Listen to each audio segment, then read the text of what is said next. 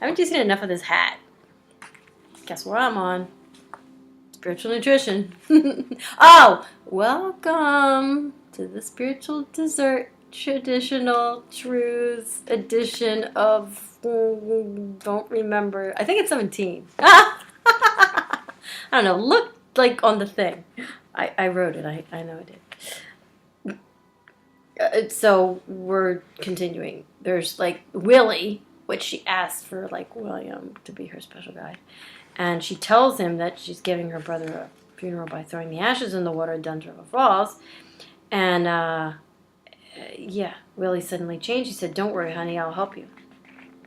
The climb is always made from the bottom of the falls to the top. So we took the stairs to the beach where the giant waterfall plunges into the Caribbean. I stared up the water, thundering over the steep rocks, and said to Willie, "There's no way I could do this." Willie took my hand and started pulling me into the crashing water. He was going way too fast. He reminded me of Billy, all right. Billy and his reckless ways.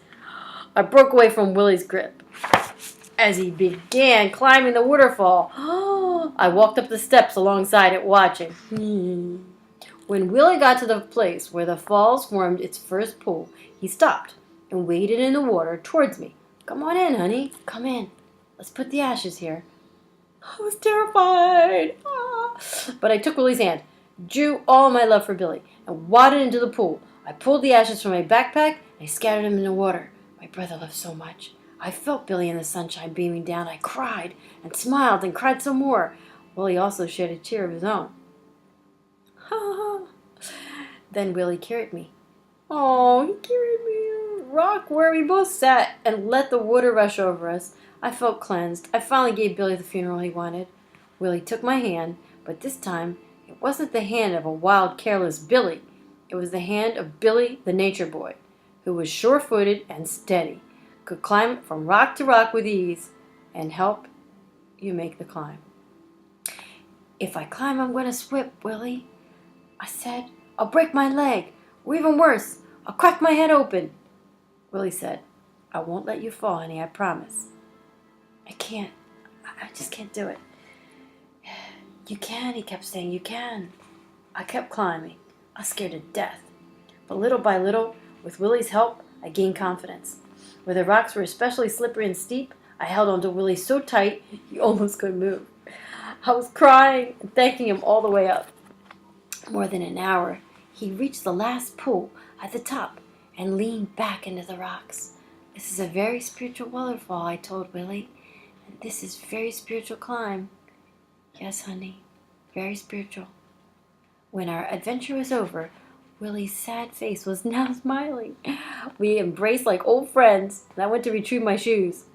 I was getting late, and only the two women who worked at the shoe rental shop was still there. I couldn't contain my excitement. I told them about Billy and how much he liked Jamaica, and how he lived there once, and how Duns River Falls was his favorite place on earth. I told him how he died in an accident a little more than a year ago, and that today I put his ashes in the falls. I told them Willie was the best guide in the world. I couldn't have made the climb without him. They were silent. Then one of the women said, "Willie had a brother. He died about the same time as yours." "How?" "He died in the waterfall." I changed my shoes and ran to find Willie.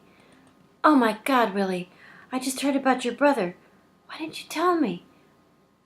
What happened?" "I don't want to spoil it for you, honey. It was my day off. My family was just having a picnic here. My younger brother, he had been drinking way too much. And I was talking with my wife, and all of a sudden she had this upset look on her face. I turned around and saw a brother out there on the rocks, dancing, fooling around, acting crazy. He had no business going in the falls drunk like that. The next thing I knew, he slipped, and he hit his head. It happened near the bottom of the pool where he put the ashes. So this day has been a sort of double funeral of sorts. How intense it must have been for Willie to hear me pleading with him not to let me slip. I saw it all. I watched him die. "It still hurts so much," Willie said.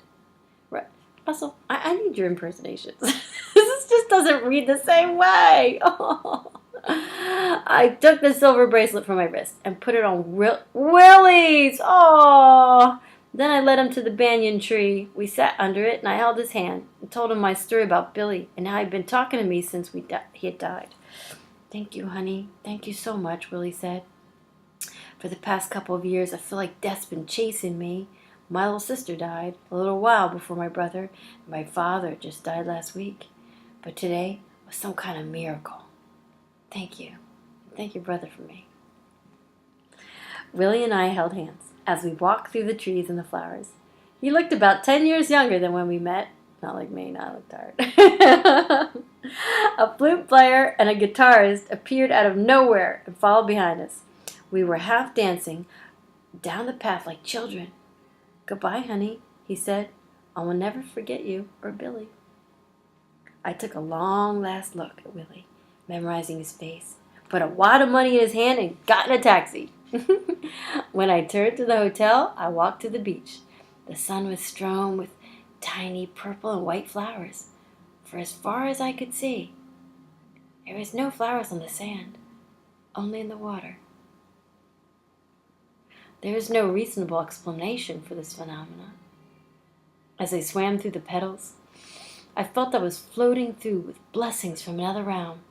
I kept seeing Willie's happy face and knew for certain my experiences with Billy were meant to be shared. Thanks, Annie. To be continued. Dun dun dun dun. Love you.